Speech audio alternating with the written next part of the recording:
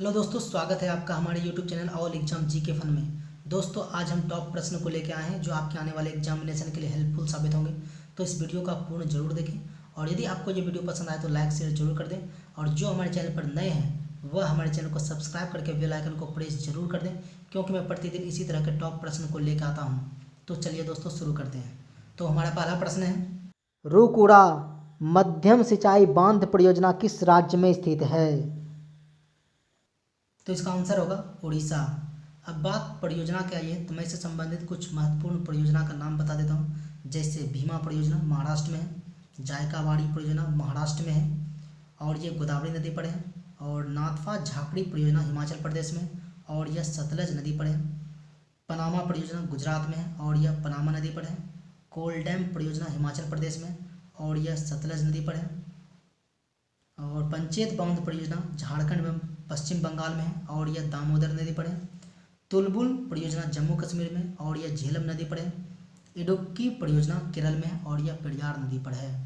तो आप इन सभी को भी याद रख लें, क्योंकि प्रश्न किसी से भी आ सकता है। तो इतनी सारी जानकारी हमें इस प्रश्न से प्राप्त होती है। तो चलिए आगे बढ़ते हैं। तो हमारा अगला प्रश्न है, क्रिकेट माई स्टाइल पुस्तक किसने लिखी है? तो इसका आंसर होगा कपिल देव। कपिल देव ने और भी पुस्तक लिखी है, तो मैं इसके विषय में बता देता हूँ। जैसे स्ट्रेट फ्रॉम हार्ट पुस्तक कपिल देव ने ही लिखा है। इसके बाद ऑप्शन ए है सुनील गावस्कर, तो इसने माई सनी डे पुस्तक को लिखा है। इसके बाद ऑप्शन सी है युवराज सिंह, तो इसने माई टेस्ट माई लाइफ पुस्तक को लिखा है।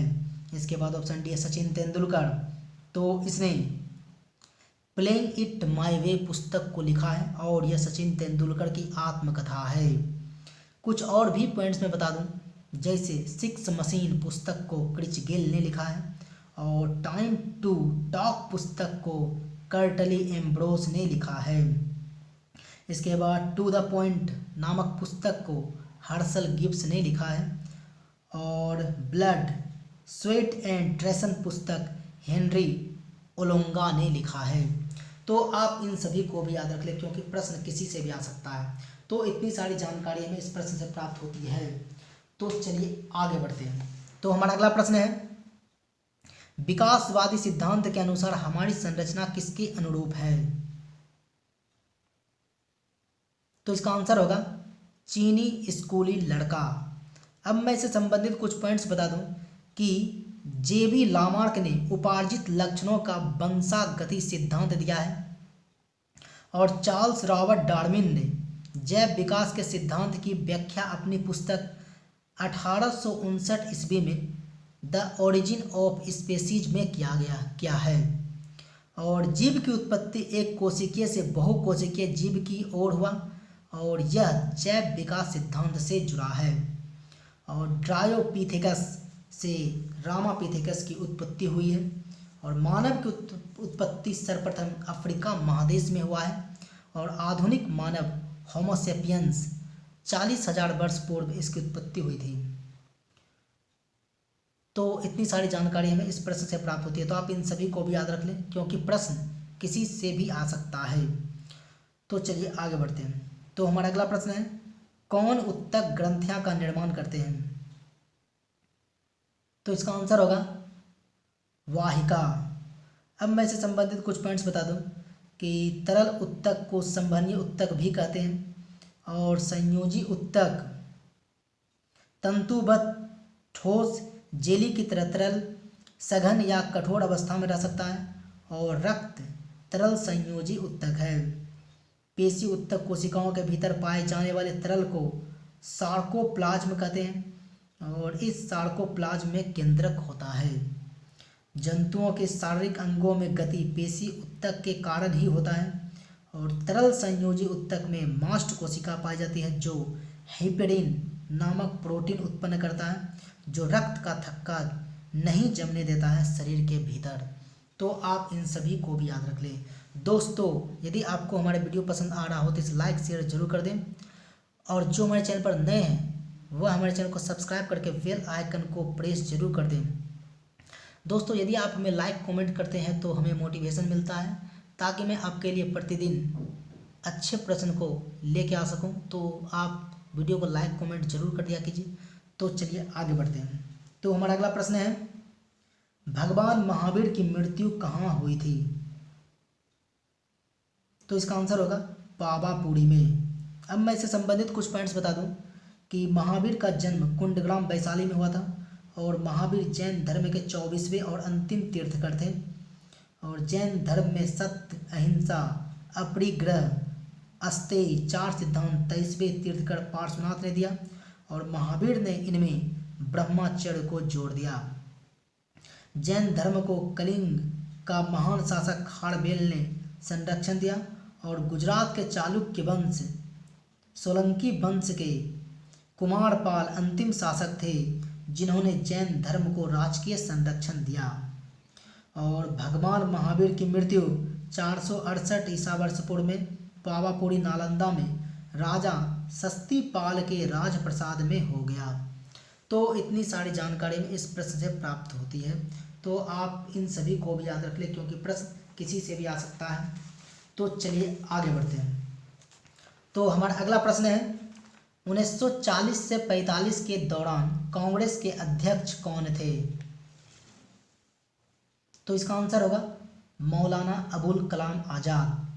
अब मैं इससे संबंधित कुछ पॉइंट्स बता दूं कि कांग्रेस का प्रथम अधिवेशन 1885 ईस्वी में बम्बई में हुआ था जिसके अध्यक्ष व्योमेश चंद्र बनर्जी थे, जिसमें 72 प्रतिनिधि भाग लिया था। और पंडित जवाहरलाल नेहरू 1929 में लाहौर अधिवेशन की अध्यक्षता की थी जिसमें पूर्ण स्वराज्य की मांग की गई थी। और सरदार वल्लभ भाई पटेल 1931 में कराची अधिवेशन की अध्यक्षता की थी जिसमें मौलिक अधिकार की मांग की गई थी। और डॉक्टर राजेंद्र प्रसाद 1934 में बम्बई अधिवेशन की अध्यक्षता की थी। और मैं एक पॉइंट बता दूं कि स्वतंत्रता के समय भारत में कांग्रेस के अध्यक्ष जेवी कृपलानी थे। तो आप इन सभी को भी याद रख लें क्योंकि प्रश्न किसी से भी आ सकता है। दोस्तों, यदि आप लिंक के साथ जीके पढ़ेंगे तो आपकी जीके बहुत जल्द इंप्रूव हो जाएगी और आप कम समय में अधिक जीके जान पाएंगे। इसके साथ ही दोस्तों आप मुझे फेसबुक, ट्विटर एंड इंस्टाग्राम पे भी फॉलो कर सकते हैं जिसका लिंक मैंने वीडियो के डिस्क्रिप्शन में डाल दिया हूँ, तो आप मुझे वहाँ जाकर फॉलो कर लीजिए। तो चलिए आगे बढ़ते हैं। तो हमारा अगला प्रश्न है, नोबेल शांति पुरस्कार किस नगर में दिया जाता है? तो इसका आंसर होगा ओस्लो।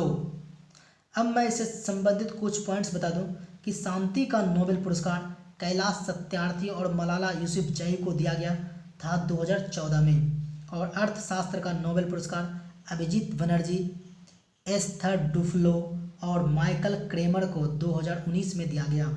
और भारत का प्रथम व्यक्ति रविन्द्रनाथ टैगोर है जिन्हें नोबेल पुरस्कार साहित्य में दिया गया। और 1913 में गीतांजलि पुस्तक के लिए दिया गया नोबेल पुरस्कार, ये प्रथम एशियाई थे जो साहित्य में नोबेल पुरस्कार प्राप्त किया था।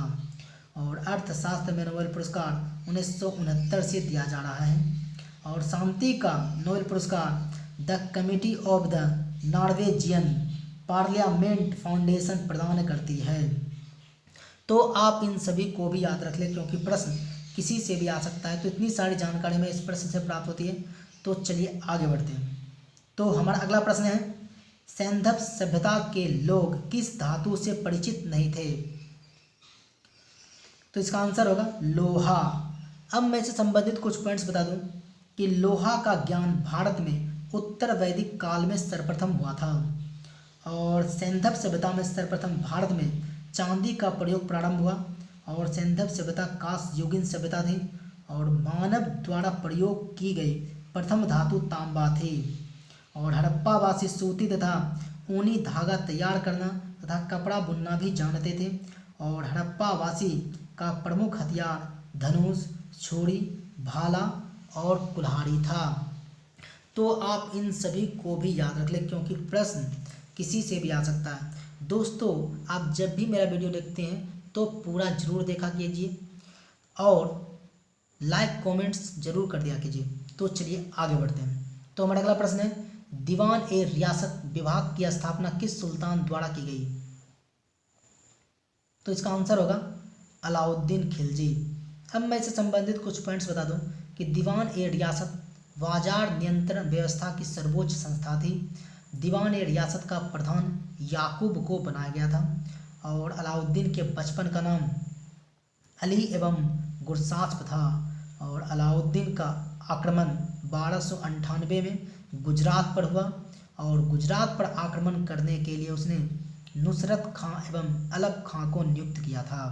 और दक्षिण में अलाउद्दीन के अभियान का संचालन मलिक काफूर के द्वारा हुआ और यह अभियान 1307 में देवगिरी के शासक रामचंद्र देव के विरुद्ध हुआ था। और अलाउद्दीन ने सीरी का किला, हौज ए खास और अलाई दरवाज़ा का निर्माण भी किया था। तो आप इन सभी को भी याद रख लें क्योंकि प्रश्न किसी से भी आ सकता है। तो इतनी सारी जानकारी हमें इस प्रश्न से प्राप्त होती है। तो चलिए आगे बढ़ते हैं। तो हमारा अगला प्रश्न है, मीराबाई किसके समकालीन थी? तो इसका आंसर होगा चैतन्य महाप्रभु के। अब मैं इससे संबंधित कुछ पॉइंट्स बता दूं कि मीराबाई तुलसीदास के प्रभाव में राम रतन धन पायो जैसे गीत लिखी थी। और मीराबाई का विवाह भोजराज से हुआ था और भोजराज चित्तौड़ के शासक राणा संग्राम सिंह राणा सांगा के बड़े पुत्र थे। और चैतन्य का जन्म 1486 ईस्वी में नदिया बंगाल के मायापुर गांव में हुआ था। और पाठशाला में चैतन्य को निमाई पंडित कहा जाता था और इन्होंने गोसाई संघ की स्थापना की और साथ ही संकीर्तन प्रथा को जन्म दिया। और मीराबाई ने कृष्ण भक्ति पर जोर दिया। इन्होंने ब्रज भाषा का प्रयोग किया था और गुरु नानक अपना उपदेश पंजाबी एवं गुरुमुखी में दिया था। और सिद्धांत रहस्य नामक पुस्तक की रचना वल्लभाचार्य ने की थी। तो इतनी सारी जानकारी में इस प्रश्न से प्राप्त होती है। तो आप इन सभी को भी याद रख लें क्योंकि प्रश्न किसी से भी आ सकता है।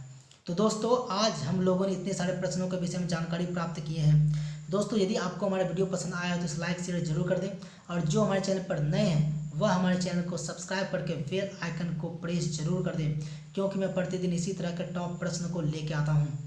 तो इस वीडियो में फिलहाल इतना ही, मिलते हैं अगले वीडियो में। तब तक के लिए गुड बाय, आपका दिन शुभ हो।